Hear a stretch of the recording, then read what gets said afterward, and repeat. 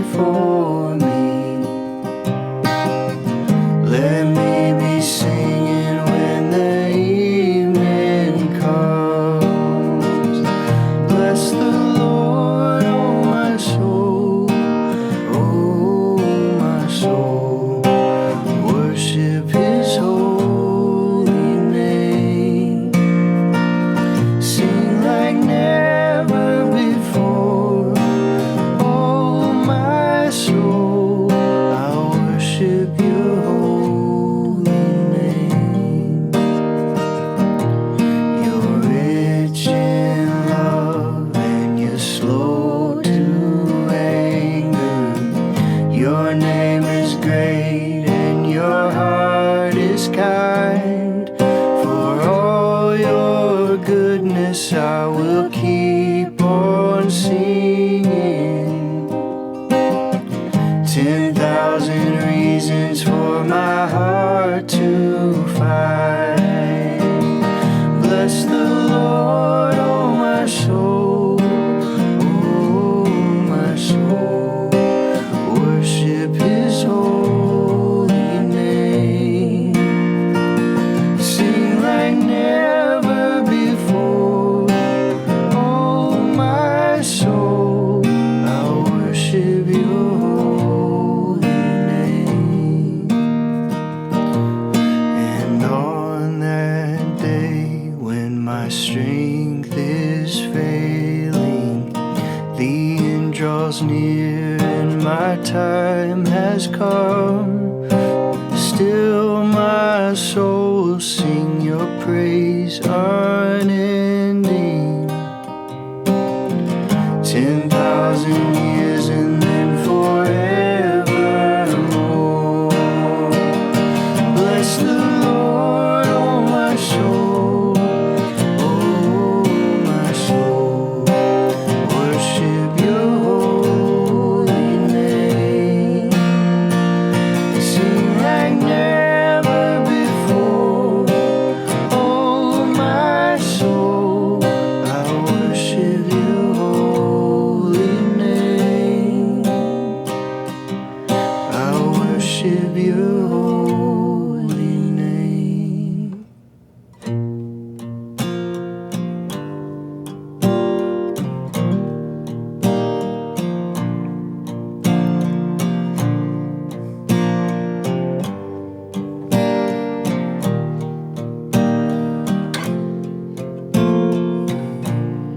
Look at the birds, they never sow or reap. Look at the flowers, they never toil or spin. There's not a day they don't have what they need. Are you not worth even more than them? Don't you know that Your Father in heaven knows just where you're needing? Seek Him first, and everything else that you need will be given. Don't you see? He loves you much more than the lilies and sparrows. Come and rest. Don't waste today being scared of tomorrow.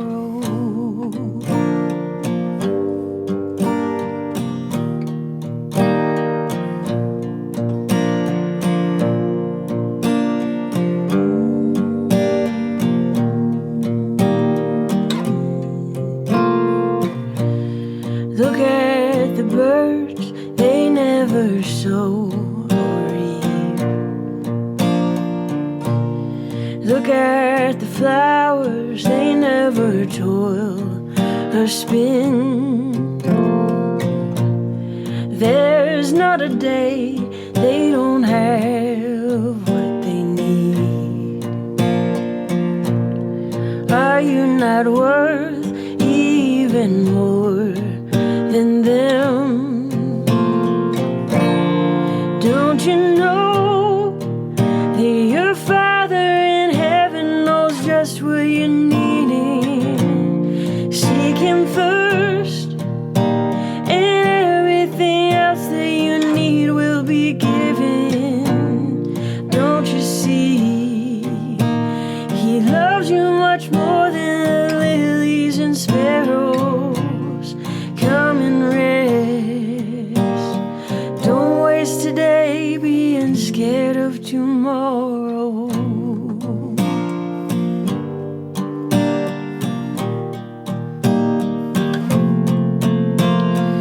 All this worry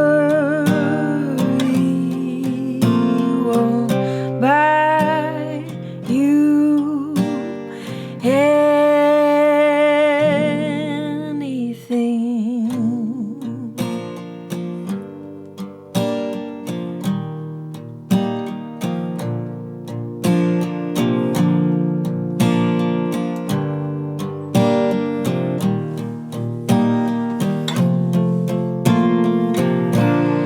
Don't you know that your Father in heaven knows just what you're needing?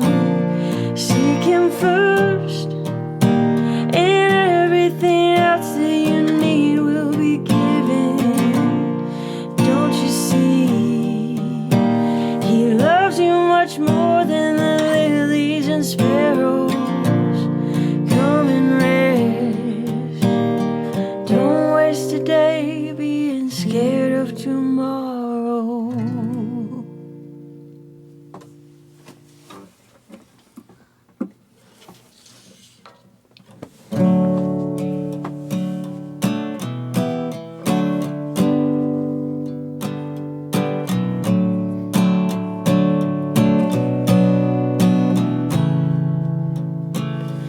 How deep the Father's love for us, how vast beyond all measure,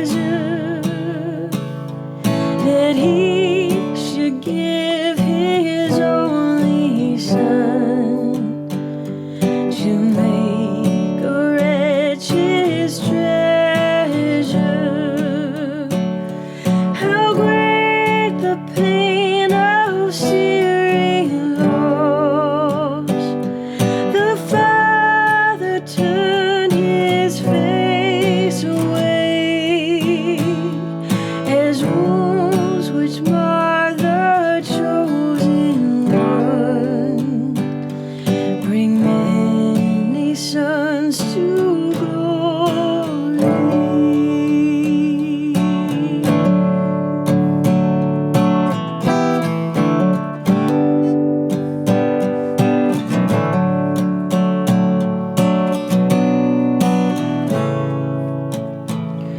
Behold the man upon a cross, my sin upon His shoulders. Ashamed, I hear my mocking voice call out among the scoffers. It was my sin that held Him there until it was accomplished.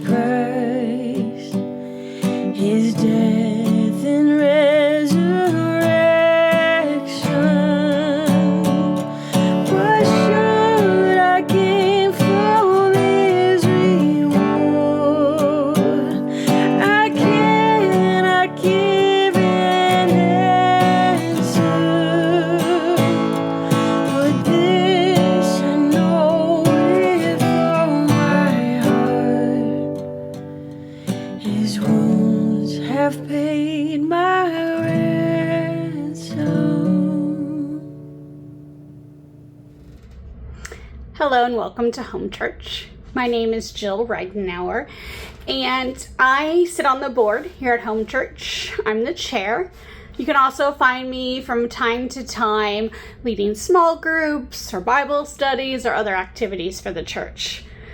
Today I'll be sharing with you a brief message of something that just kind of sat on my heart to share about today. So here we are. Halfway through the year, maybe halfway through the summer. And there's a couple of ways we could pause and think about where we are in the year and in the summer. One of those ways would be to reflect on what were your plans for yourself this year, or those promises that you made to yourself. Did you make good on them? Or do you need to restart them?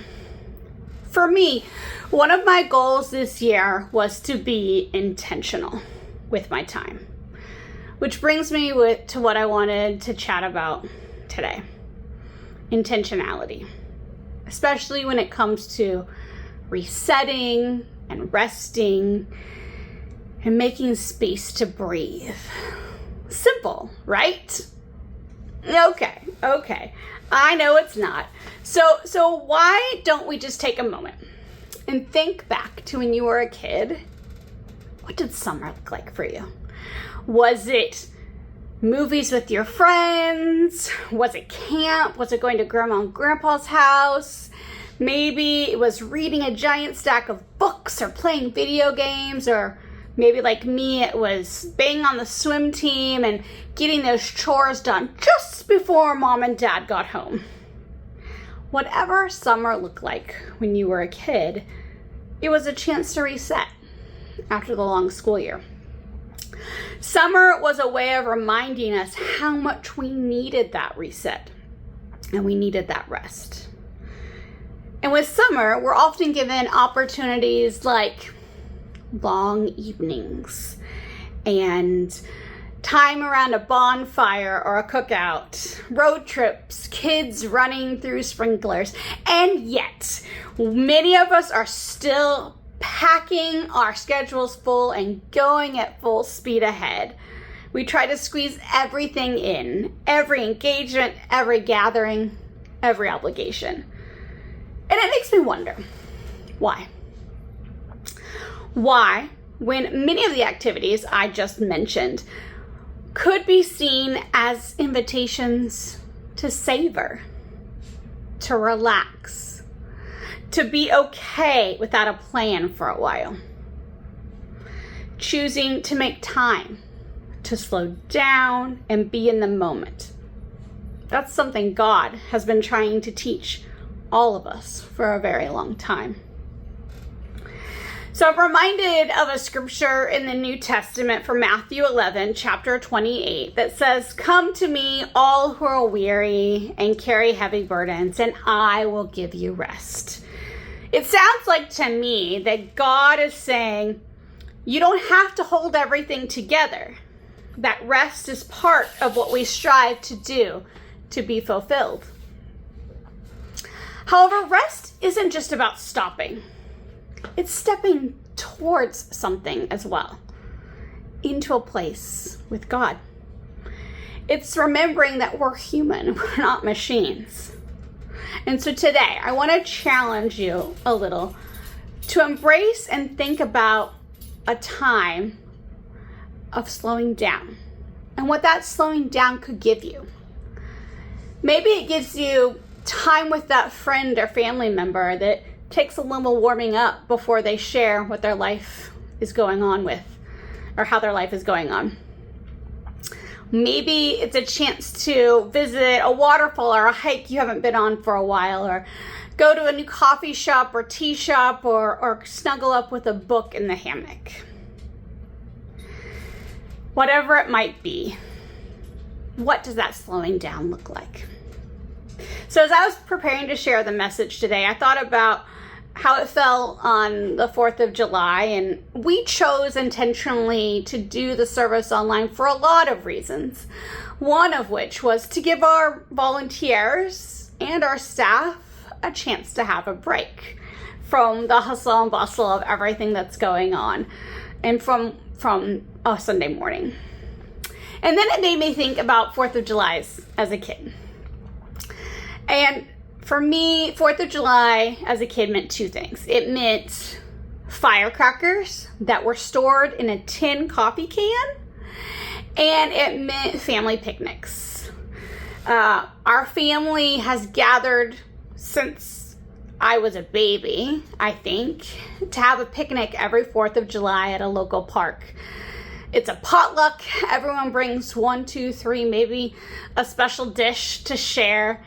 We gather, we eat, we light off fireworks, we played on the playground. We would have time to share stories and reminisce and get to reconnect with one another. And I can remember one year when I was really into baseball, and that we made sure to let folks know that we might play a pickup baseball game. And we ended up going over to the baseball diamond and just playing a couple of innings. And it was fun to do that with my aunts and uncles and cousins, regardless of our age. And I know today, to this day, on July 4th, if I wanted to go and be with my family and be in a place where I could reminisce or make new stories and take new photographs for memories, that they would be there on the 4th of July. Because my family gathers in that place every year, even to this day. And what was nice about that day is it didn't have a schedule. It didn't have nap times that we were keeping to. It didn't have meetings or phone calls. It was just family who gathered in one place to be with one another.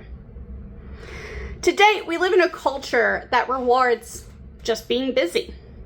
If you ask someone how they're doing, half the time they'll say, well, I'm busy, which is to mean I'm good. I mean, even today when I was talking to a coworker, she goes, oh, I know, you're just so busy. And I just nodded along because that was the response I was supposed to have. But you know, Jesus never said, come all who are busy and I will help you get more done. He said, I will give you rest. So again, we're in the middle of the year, the middle of summer. And if you think about your summer so far, does it expose you to how frantic it's been, maybe? And how frantic your pace has become? Rushing from one camp to a next, planning that vacation meticulously with the perfect sightseeing and the perfect restaurants and the perfect photo ops, making sure you fit in time with all your friends with a new, unique friend time sharing, like a new coffee shop or a new event, unique in every aspect. What I've reflected on for me is that the most meaningful moments rarely have that perfect plan. They come from being present. And when you take time to be present, it makes space for renewal, for rest, for breathing. When you stop, even barely, something shifts. Your shoulders drop, our breathing slows, our minds clear just enough for God to slip in a word we might have missed. Jesus, often stepped away to pray, stepped away from crowds, not just because he didn't care, but because he needed space to stay grounded in who he was. And we can find time and to find those times of renewal for himself. And we need to find times for ourselves and for that renewal, to just let ourselves be. Maybe it's a quiet morning before the heat sets in, a long conversation on a back deck, a weekend trip that has no agenda, just breathing. That's what it's like for me when I plan my kayaking trips with my friends. It can be anything from just being there on the water, floating and taking in what God has given us, to maybe sharing in a deep conversation that we haven't had time to share in yet. But I always make time every summer to make sure I get on the water in that kayak and give myself a chance to be in the world that God gave us, to just breathe and take in the wonder. Okay, so I have a short exercise for us, and then I'm almost done this morning. So I want to invite you all to think about one small thing that helps you rest. Not a big vacation, not a perfect plan, just one simple thing that maybe helps you breathe and relax. And sometimes, in those windows of rest, sometimes we find just a moment that means that rest, or sometimes it's a whole day.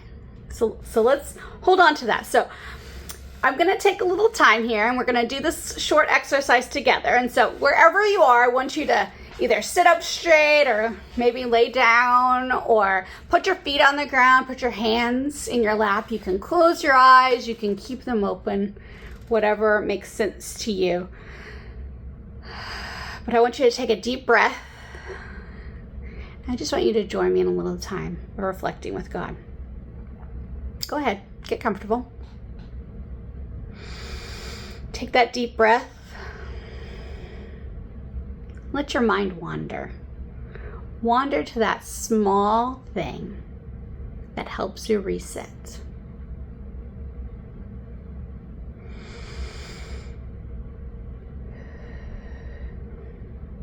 Maybe you're sitting on a porch at sunset.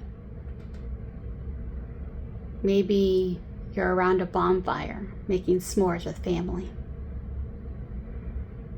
Maybe it's a quiet morning before everyone else is awake. Maybe it's a walk or a nap or a good book, or just that moment of silence before the chaos sets in.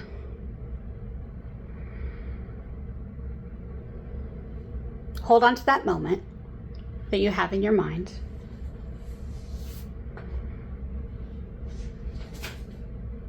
So now, if you have friends or family around, I want you to just take a quick second and share that moment. Not a long explanation, 1 or 2 words. If you're alone, maybe share it out loud to your plants or your animals, or send a quick text of what that moment of reset and rest looks like to you.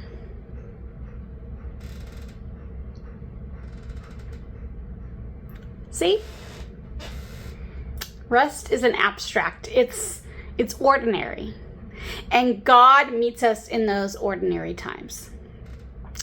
Brené Brown, the author, says, "It takes courage to rest and play in a world where exhaustion is seen as a badge of honor." She's right. Reset takes courage because it means admitting we're not limitless. Rest takes courage. In the church, we like to give things like this fancy names. Sometimes I like to joke, they're the $10 words. This is, maybe $8.50. But we call this kind of resting a sabbatical. And the Old Testament calls it a day of rest. That's how they translate sabbatical. And when we're intentional about that rest, we come back with clearer eyes, with softer hearts, and with steadier hands. And so for you, with what is left of your summer or this year, I want you to find moments that will make a difference to you that involve rest. And in these moments, we can reconnect to the joy we have. And when we are intentional about this rest, we can rediscover our calling and connection to God. And so my invitation to you is simple. to breathe, to slow down, to be present with the people we love, to trust that God meets us not only in our work, but in our rest. Come to me, Jesus says, and I will give you rest. May we learn to receive that gift. Amen.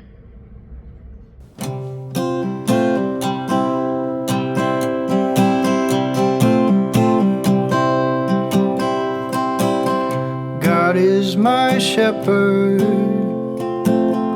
I won't be wanting, I won't be wanting.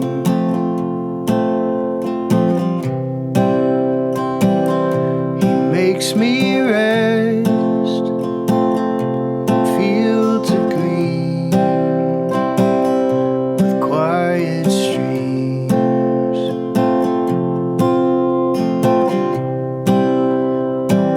Even though I walk through the valley of death and dying,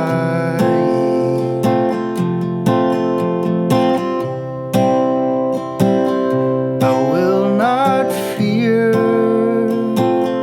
'cause you are with me, you're always with me.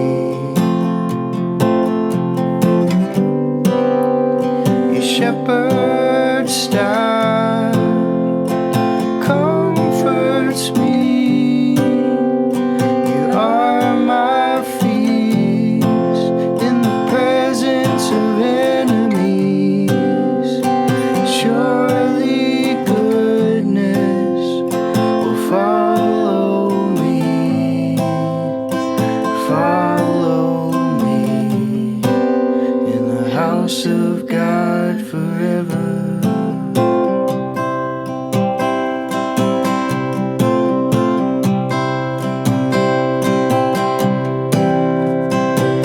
God is my shepherd, I won't be wanting, I won't be wanting.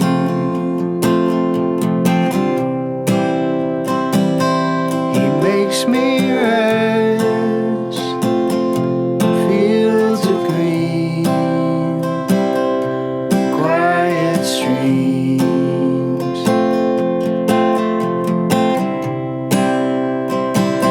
Even though I walk through the valley of death and dying,